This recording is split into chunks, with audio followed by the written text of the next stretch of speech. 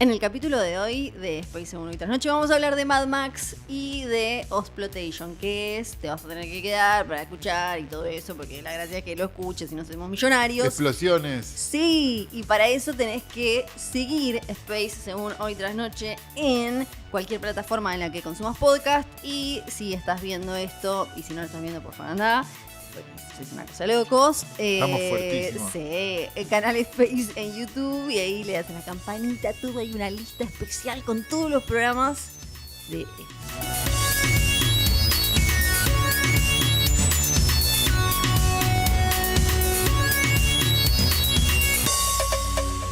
Buenos días, buenas tardes, buenas noches, o lo que sea que coincida con esto, que es un nuevo episodio de Space 1 y Trasnoche, el desprendimiento de Hoy Trasnoche. Somos muy astutos y así le pusimos a esto que hacemos con Space. Entonces está Space y está Hoy Trasnoche y mi nombre es Fiorella Sargenti. El mío es Santiago Calori. Me decís desprendimiento y pienso en desprendimiento de retina de la gente viendo esto.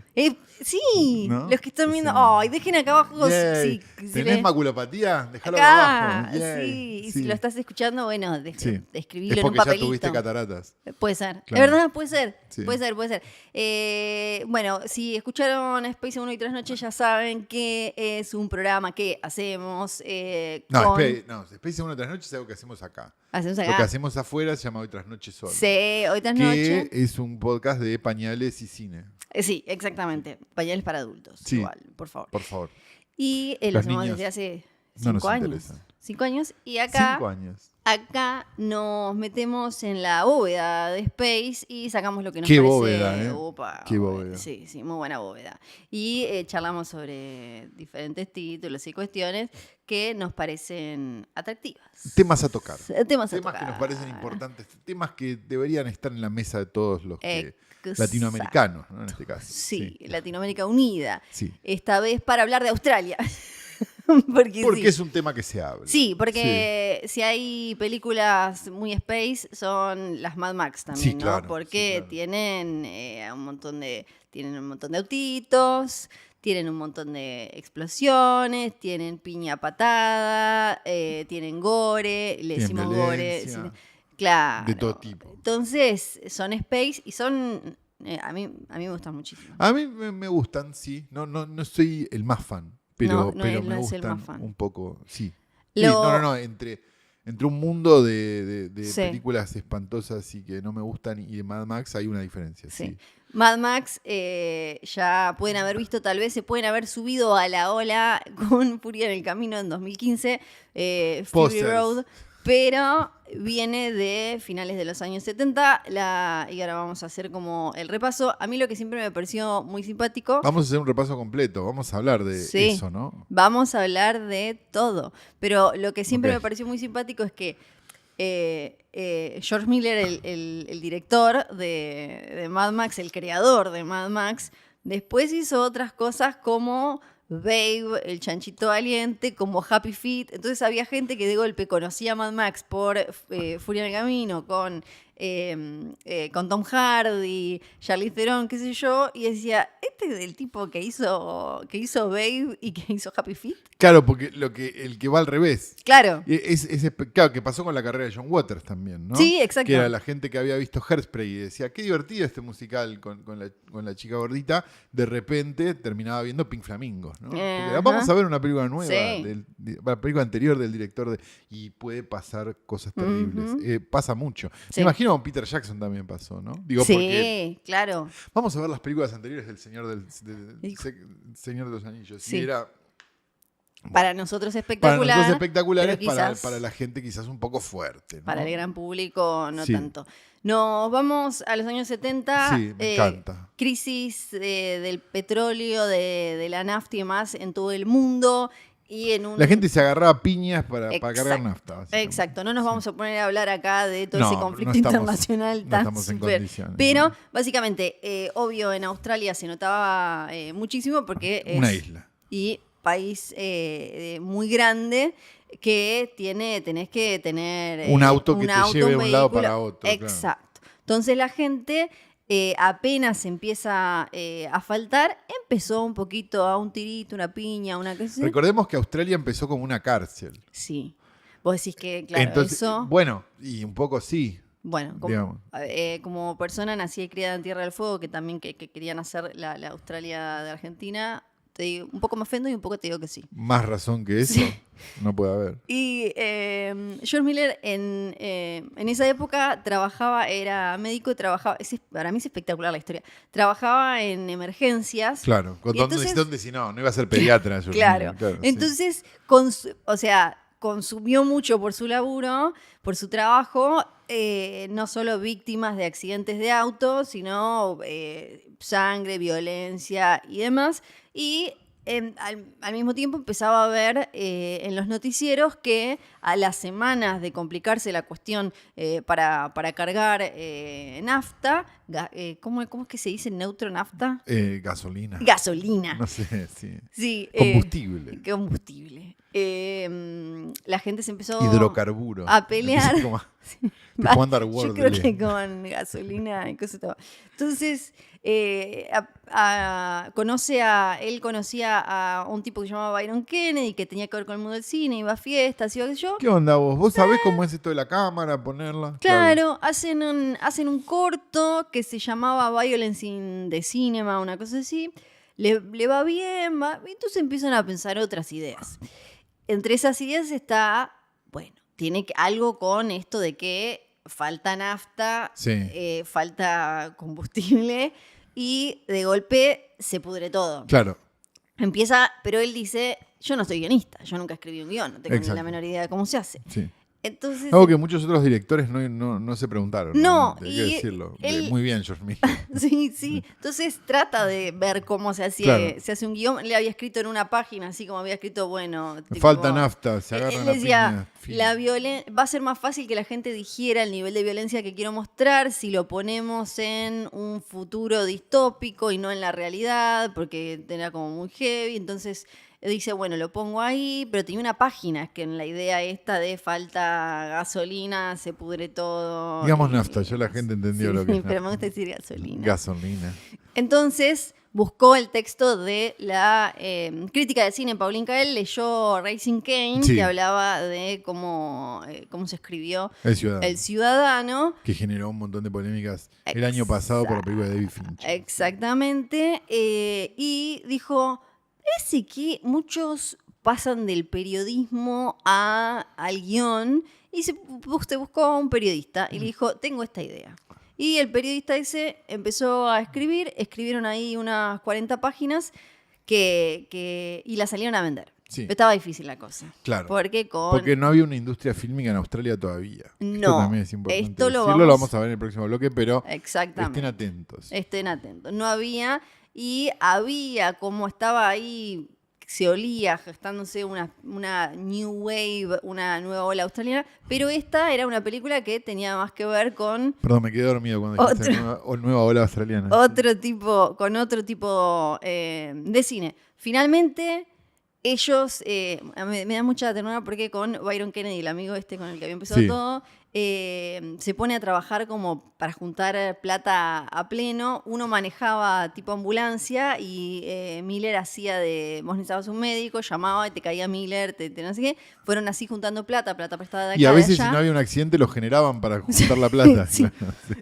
Consiguen unos $400,000 bastante americanos. bien el currito de la emergencia. Sí, usan unos, creo que eran unos lentes de unos Peking que habían quedado abandonados de Peckinpah. Sí, que había uno solo que funcionaba. Uno solo funcionaba. Porque seguramente Peckinpah los había baleado. ¿no?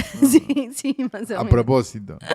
Sí. Y el guión empieza a tomar forma con lo que va a ser una marca en Mad Max, estos villanos como bastante teatrales, hiperbólicos, con un discurso, con también una forma de los diálogos, ¿no? Son bastante particulares. Sí, exacto. Manera, sí. Y la estructura de western que le dan a la película. Y la idea era que estuviera muy centrada, que fuera casi una película muda en cuanto a si hay diálogo, que sea diálogo así como pesado, pero después que expositivo sería sí, el término técnico. Sí, sería expositivo. Y después que lo importante sea la acción y la energía que generan los autos, el desierto. La gente quiere ver fútbol. No, me imagino como algo así. Sí, como algo ese así, pero razonamiento. también porque, bueno, podemos contar una historia con esto. Y ahí, así es como termina armándose. Hicieron lo que se dice, ¿cómo es que le dicen? Guerrilla estilo filmmaking. guerrilla. Sí, Guerrilla, que es básicamente... como de robar sí. planos. Sí. No tenían permiso para cortar las rutas, no tenían ningún papel, flojísimo de papeles por todos lados. Como decías vos, robaban plata. Es como... hasta que, por ejemplo... Igual con lo grande que es Australia, me imagino que yo pensé lo ruta mismo. Y medio que filmás y nadie se enteró. Yo pienso lo mismo. Claro. El tema del casting tiene muchos mitos de cómo sí, Mel está Gibson la historia de... Sí, exacto. llegó a ser Max... Un nazi. Sí. Ah, no, pero eso es después. Eso está haciendo. Perdón. Sí. Eso se hizo me estoy solito. adelantando un par de décadas. Sí. Eso se hizo solito. Sí. Capaz además. ya era. Probablemente ya era. Ya era. Tal vez algo del papá, la familia. No lo sé. No sabemos bien. No lo sabemos. ¿Cómo llega a ser de Max Rokatansky? La leyenda dice que él estaba golpeado por una pelea y que entonces cuando lo vieron Kennedy y Miller dijeron como wow, mirá qué rudo, pero eso después lo negaron. No sé si él no lo habrá inventado a eso. Seguro, sí, borracho. él fue con un amigo, el amigo también quedó, también hay como otro mito de que el amigo no quedó, el amigo quedó, porque en un momento querían poner norteamericanos para que la película fuera más vendible. Claro, esa es una de las cosas que después vamos a hablar. Pero, después vamos a hablar. Sí, de los doblajes. Sí. Porque se dobló la película. Sí, exacto. Sí. Pero dijeron, che, muy caro. Porque va a ser muy caro. Hay que decirlo, si vos hablas inglés, no sé, norteamericano, o estás acostumbrado el que inglés, te enseñan en las academias. En las academias, cuando escuchás un australiano es como si estuvieras escuchando otro idioma directamente, sí. Porque tienen acento muy cerrado, algo que no favorecería, o sea, favorece que hablen inglés para el mercado, sí. Digamos, pero no que hablen ese inglés para el mercado. Para Estados Unidos no contaba. Era como si estuviera hablando en chino, lo mismo. Exactamente. Claro. Entonces la película sale al mundo, logra hacerse y la tienen que doblar, después la doblan para poder meterla en Estados Unidos. Para que se entienda algo. Sí, cambian un montón de palabras, un montón de cosas. En algunos países es censurada, pero por alguna escenita. Una cosita. Pero le va lo suficientemente bien con ese nivel de plata como para que se venga una 2, una 3 y que pase a formar parte y a ser quizás como la patadita inicial de lo que se llama Osploitation, que vamos a hablar en el segundo pedazo de este programa. ¿Esto es Space en 1 y 3 noche? No. Sí. Que si escuchaste o estabas viendo lo anterior y tal vez te dio amnesia o lo que sea, te golpeaste. Te golpeaste en esos 3 segundos de barrida que hubo entre un bloque y otro. Sí, es Space en 1 y 3 noche. Tenés que seguirnos en Spotify, Apple Podcast, Google Podcast, las aplicaciones que ponernos estrellitas, todas cosas buenas, lindas, amorosas. Todo amoroso. Si no te gustó, no nos importa. No, seguir a no leemos los comentarios. Space, Canal Space en YouTube y ahí dejarnos cosas hermosas como que chuecos tienen los dientes, esta chica no se sabe peinar, el otro usa anteojos sucios. Sí. No tengo sucio. Lo que es un planazo el que planteaste, porque si alguien le agarró amnesia y va y sigue de vuelta, tenemos 2 followings. Es verdad. No, me parece que no funciona así igual. El emoji del señor vivo. Que íbamos a hablar de Osploitation. ¿Qué es Osploitation? ¿De dónde viene la palabra? De Australia y Exploitation. Claro. Osploitation. Claro. Ausploitation se llamó al principio. Pero se dice Exploitation. En realidad al principio Ausploitation y terminó llamándose Osploitation con OZ, como suelen llamarse como suelen decir los australianos. Exactamente. Que es una mezcla, entonces, básicamente de cine de explotación. Exacto. Producido. Películas muy baratas hechas con algún tipo de shock metido adentro para hacer la plata rápido y salir corriendo. Digamos, básicamente son lo más parecido a un secuestro express hecho película. Muchas son muy divertidas y algunas son muy buenas, a pesar de su abolengo, digamos. Pero mayormente lo que pasaba con el Exploitation era que habían empezado una serie de estímulos del gobierno australiano para poder producir películas. Que se había fundado el Australian Film Institute, creo que es, o algo así, como si fuera un instituto de cine, pero australiano, que financiaba... Commission, ahí está. que financiaba determinados proyectos y demás. Algo de lo que ya hablamos cuando hablamos de Canadá, porque cuando hablamos de Cronenberg, ¿no? Específicamente. Esa comisión, digamos, de films australianos. Y otros fonditos así que del Estado y más. Exacto. Que empiezan a ayudaron a financiar lo que sería la marca Australia, por llamarlo de alguna manera, en el cine, que en general eran películas para festivales. La New Wave australiana, que era, entonces tenías la de festivales, las de festivales que era más fácil que les pusieran plata. Porque no, está bueno, quizás esto es seria. Y después... Pero viendo, porque ahí está el punto. Claro. Viendo que había una industria que estaba empezando, un montón de gente dijo, pero acá se puede hacer una guita. Entonces empezaron a hacer películas de las que nos gustan a nosotros para poder, para tratar de conseguir eso. No, obviamente no lo consiguieron, pero sí consiguieron que la nueva ola australiana, Peter Weir, no sé, Picnic en las rocas colgantes, no sé, ese tipo de películas, abrieron una puerta a, esta también es australiana. Y se llevaban un chasco la mayor parte de las veces, pero era muy divertido.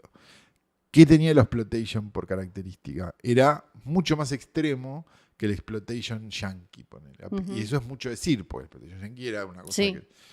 Porque también tenían estaban estrenando el rating R, o sea, que las películas podían llegar a distribuirse siendo bastante como... Exacto, porque se llegaba hasta cierto... O sea, los ratings de las películas, las edades de las películas se fueron abriendo a medida que... Al principio era imposible, era como... Al principio era sí o no, digamos, durante toda la época del Código Hays, que duró un montón de tiempo, primero no se calificaban las películas.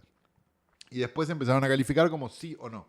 O sea, pasó o no pasó. Sí. Digamos. Entonces, y después empezaron a calificar como, bueno, para todos los públicos, que vaya un padre. Y fueron... Digamos, ese tipo de cosas. Y fueron creciendo esos ratings a medida que las películas fueron exigiendo determinadas cosas. Esto pasaba porque muchas películas saltaba prácticamente de, no sé, 13 años a X. Digamos, inmediatamente. X era como, bueno, listo. ¿No? Ni idea, porno mayor, y... porno, cualquier cosa. Entraba todo. Sí, digamos, sí. En el X. Entonces, empezaron a darse cuenta que hacía falta una calificación que ayudara para poder, digamos, separar del porno las películas adultas, digamos, o las películas que existían, eran una realidad. Claro, que era como, bueno, esta película quizás es muy violenta, entonces no sé qué. Entonces apareció la R. La R ayudó mucho a un montón de películas y fue también un llamador de un montón de espectadores, como fue la X, digo, también, ¿no? Pero en cines de peor alfombra, o alfombra más sucia quizás. Lo que terminó pasando fue eso. Entonces tiene una importancia fundamental. Lo mismo que pasó con la calificación 13, que fue la que que fue posterior, digamos, y que fue la que de alguna manera ayudó a que existieran el cine Spielberg, ¿no? Y todos los blockbusters de los 80. Digamos, cuando descubren que hay un público que está entre el infantil y el adulto, que puede ir al cine y cosas. Y después ese público ahora tiene 40, ¿no? Y eso es un poco grave. Y como decías, la parte del encanto era que eran más extremas por como una cuestión física que tiene que ver con la geografía, ¿no? Uno pensaría, o en general los historiadores de cine, eso lo vinculan con que en Australia es como más... Matan canguros con un frisbee. Sí, y un poco de eso hay porque en el exploitation de Estados Unidos no había tanto valor quizás en Joyce, sino cómo podemos hacer que parezca esto. Y en Australia era, vamos a volar ese camión, vamos a... Entonces... eso hizo que en otros lugares también fueran especialmente requeridas estas películas y que las películas de Mad Max que crecieran. Sí, exacto, y se convirtieron en el éxito que fueron. Exacto, tuvimos después Mad Max 2. La mejor. Mad Max 2, que es el guerrero del camino. Del camino. Sí.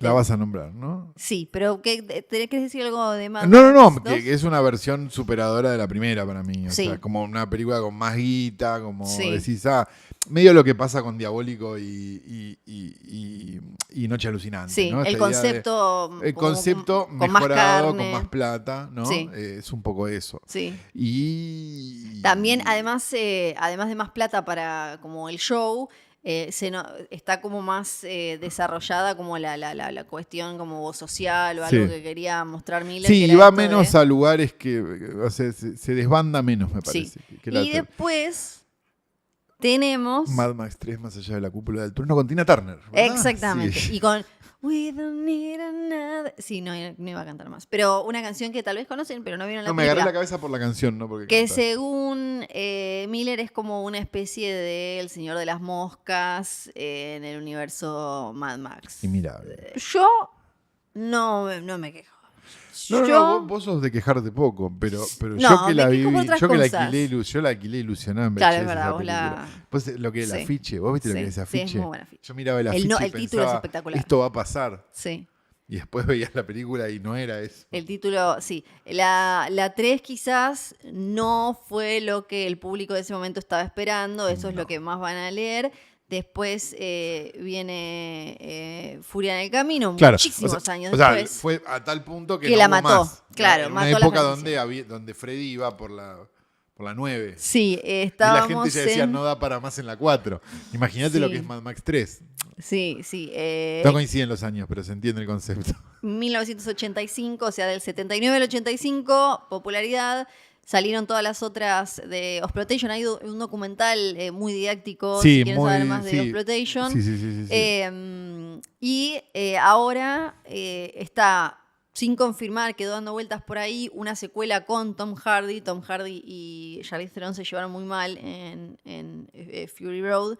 Y que se iba a llamar, tenía un nombre buenísimo, hay que ver si algún día sucede o no, de Wasteland. Y lo que sí está confirmado es Furiosa, que va a ser una precuela del personaje de Charlize Theron, que este dato me parece espectacular, quizás se lo perdieron en su momento cuando salió hace poquito. Si todo sale como parece, Anya Taylor-Joy, que nuestra Anya Taylor-Joy, va a empezar el rodaje haciendo de la prota de Furiosa. Va a ser de Charlize Theron antes. Y en 2024 vamos a tener la película. En un momento iba a ser Charlize Theron, que la iban a rejuvenecer. Pero Miller vio El Irlandés de Martin Scorsese y dijo, no, esta tecnología no está lista para esto. No estaría pasando lo que se llama Uncanny Valley, esto de... parece humano, pero no, parece tocado, pero no, entonces me genera alienación como espectador, así que decidió ¿Cuál es el problema del irlandés, si lo vamos a decir acá? No era tanto la cara, sino que se movían, como que se agarraban a piñas como viejos. O sea, que los cuerpos eran el problema. Sí, eran los cuerpos. La cara era como... Decías, es extraño, pero no me jode. Pero cuando se agarran o sea, tendrían que no haberlo puesto a Robert De Niro a agarrar las piñas a alguien, yo creo. Si tenemos que elegir una película de Exploitation para recomendar, yo solo voy a hacer una conexión. Razorback de 1984. Iba a decir la misma. Porque es una gran película de Russell Mulcahy. Y aparece en la segunda temporada de Euphoria, porque todo tiene que ver con todo en este universo. Russell Mulcahy, que después dirigió Highlander, ¿no? Y Highlander 2 en Argentina. Nuevamente vuelve El Orgullo Catastral. Es verdad. Claro. Es verdad. Película en la que un conocido baterista de una famosísima banda de rock pagó una considerable suma de dinero al jefe de extras para que lo pusiera adelante en la fila de los extras. Y la escena no quedó en el montaje final. Y me quedó. ¿Los Visivoladores eran? Los Visivoladores es una película australiana. No sé si se consideraría Exploitation, pero sí es una película australiana donde debuta además Nicole Kidman como... Sí, es verdad. Es una de las primeras películas. Como Puber. Sí, unos rulos. Y después no sería Exploitation, pero si quieren meterse como... Para mí, Tank Girl es como Sí, Tank Girl tiene un algo, sí. Sí, es como... Pero es más de los 90. Claro, no es la época y todo, está basada en una historieta. En una historieta y bla... pero quizás te sirve, viste, te enganchaste con Mad Max, ya las viste en Space, después podés pasar al delirio hermoso de Tangirl, desierto Australia, bla, y de ahí... Y ahí terminás en Razorback. Un chacho gigante asesino. Exacto. Que son las películas que nos gustan. El documental que decíamos se llama Not Quite Hollywood. Not Quite Hollywood, sí. Wild Untold Story of Exploitation, es de 2008. Sí. Si quieren saber que es más. del mismo director del documental sobre Canon Films, Electric Boogaloo. Lo queremos. Lo queremos. ¿Cómo no vamos a querer? Pueden dejar acá abajo sus películas de Exploitation favoritas si tienen. O mandarnos o un mensaje. de Australian New Wave. Sí. O si son finos. Que estamos despeinados. Este programa se terminó. Sí, ya está. Este es el fin de este programa. Estimo que ya nos estás siguiendo en Spotify, en Apple Podcast, no sé qué, que diste estrellita, diste corazón, diste campana, diste todo, dejaste tu alma diste en campana. YouTube, en el canal de Space, buscando ahí Space 1 y tras noche, todo el contenido que hay. Dicho esto, empezamos a despedirnos. ¿Por qué? Sí, yo me quería quedar. Tenemos que primero sacar ¿qué aprendimos? Aprendimos que las películas, si son australianas, son más violentas, pueden tener algún tipo de explosión y eso siempre será bienvenido. Yo aprendí otra cosa. ¿Qué aprendiste? Yo aprendí que vivir y nacer y crecer en una isla poco te puede joder la cabeza. Lo digo bajito. ¿Por eso viniste en moto hoy? Yo no sé. Recuerden que Space Según Hoy Tras Noche es un podcast original de Space, hecho en colaboración con Posta. Mi nombre es Fiorella Sargenti. El mío sigue siendo Santiago Calorí.